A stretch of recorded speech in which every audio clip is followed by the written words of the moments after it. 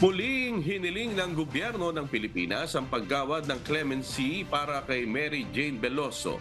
Ayon kay Foreign Affairs Secretary Enrique Manalo, kasama ito sa kanyang tinalakay sa bilateral meeting kasama si Indonesian Foreign Minister Retno LP Marsudi kahapon January 9. Pinagbigay alam din anya ng kalihim sa Indonesian official ang ginagawa ng gobyerno ng Pilipinas kaugnay ng kaso ni Veloso.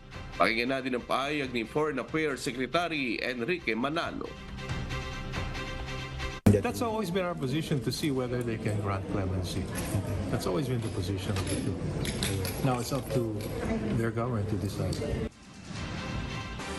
Sa ngayon, tiniyak ng Department of Foreign Affairs o DFA na patuloy ang pagbibigay ng tulong ng gobyerno ng Pilipinas kay Veloso.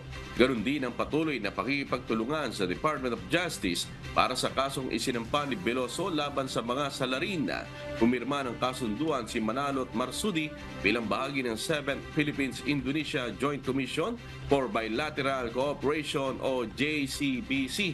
Kabilang sa napag-usapan ng issue ng West Philippine Sea, krisis sa Myanmar at Gaza, maging ang paglaban sa transnational crime.